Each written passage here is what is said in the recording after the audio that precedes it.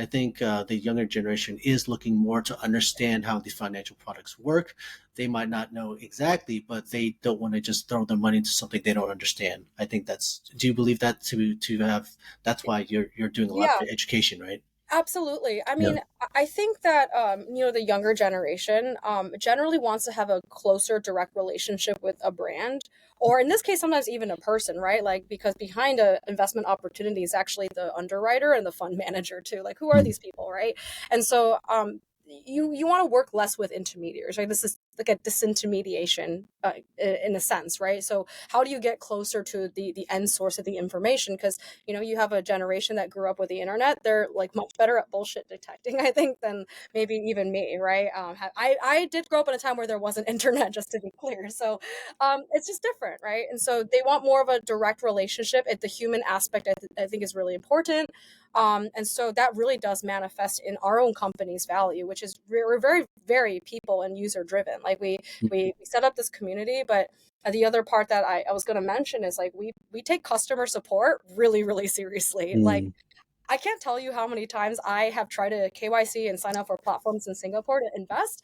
I'm literally like, hey, I'm here to give you money, right? I'm here to give you money. And no one will respond to my ticket. Like I am flabbergasted, honestly. I'm like, where is this like, customer obsession?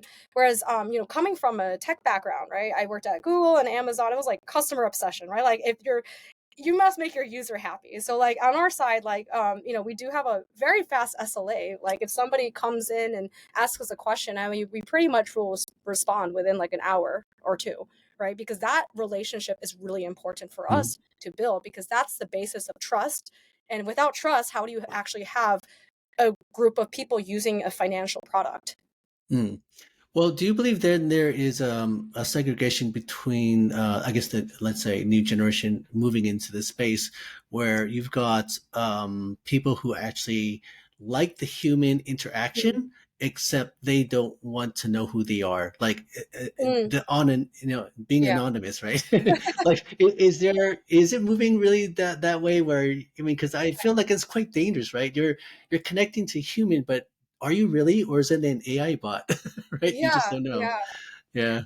That's a really good point. Yeah. So look, we are still at an early stage of our company, so like I can talk to every single one of the users and not spend a million years doing it. But of course, when you're at like a large scale, when you have hundreds of thousands, if not millions of users, like it's a lot harder to like make a like have human come in between everything, right? But at least in one part of the user's journey when they really need a human, you have that available. But everything else, like if it's automated, I think that's actually okay. Like I think about my own banking experience, right? If it's AI can solve my problems and I'm not talking to a human, that should be okay. But sometimes in extreme situations where I'm under duress, right? Or under distress, sorry.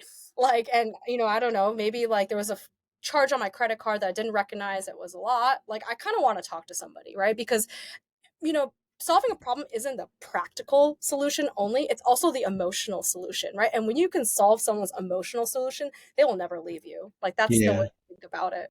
Yeah, Yeah. I totally agree, right? If you're there to solve, something that is, has caused them stress, of course they're going to trust you, and it brings a lot of goodwill.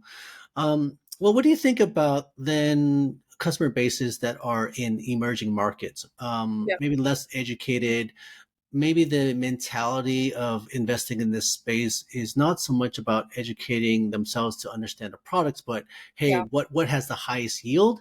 Yeah. Who's doing it? And I want in, and pretty Yeah. much that's all they run, right? Yeah. So how do you serve those type of communities?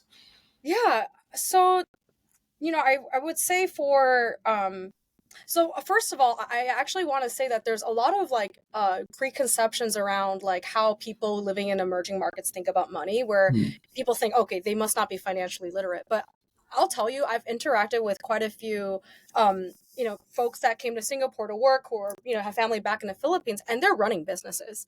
They've run businesses 4 times longer in timing, 5 times than me, right? They know what they're doing in a more, I would say, traditional format or a more informal format, but they are savvy. They know what they're doing, right? And I think that the fact that crypto has been widely adopted in Southeast Asia, I think some of the top countries are like the Philippines and Vietnam, show that people are demanding a solution for them to invest in things outside of what's available to them, right? I think where the bridging needs to come into play is really kind of explaining how the risks of investing in certain asset classes translate into the risks that they may see with their traditional businesses, right? It's really all about like, seeing a user or seeing someone from the point of view that they're at, right? So just like when you lend money, let's say this happens a lot, informally to somebody in your neighborhood, you kind of ask them, "Can I have your motorcycle parked in my garage?" Right? And when you return the money, you get your motorcycle back, right? I mean, good collateral in DeFi is the same thing in a way, right? You want to make sure that there's a recourse method and it's actually worth like the total amount in case there's a default, right? So I think that people start to try to talk about the terms and things about investing in DeFi from their own perspective when they're talking to somebody else. But actually, you should spend more time listening to the other person, assume that they are capable and fully able to understand what you're saying, but you just figure out what their context is and come from that angle. And so that's the approach I take with our company as well. When we're forming this community, right? There are people that are actually not like crypto savvy, right? Like some of the first times they're buying stable coins is actually because they want to use our product. And we never ever make them feel like they don't know something, right? We try to explain it in a way that they understand. Oh, everyone's funded a brokerage account. Okay, actually doing the on and off ramp thing, doing this, it's like funding a brokerage account. But now instead of DBS dollars or JP Morgan dollars, these are, you know, digital dollars on the blockchain. But imagine this blockchain is all of JP Morgan, but it's a public service, right? In a way. Right. That's all that is. And then people are like, oh, I kind of get that, right? But if you're like on and off ramps, a transfer fee to MetaMask, blah blah blah. Like they're like, oh my gosh, there's all these terms that I don't know. It's kind of scary, right? So, um, really just come from where people are at, right? And then the conversation becomes so much easier.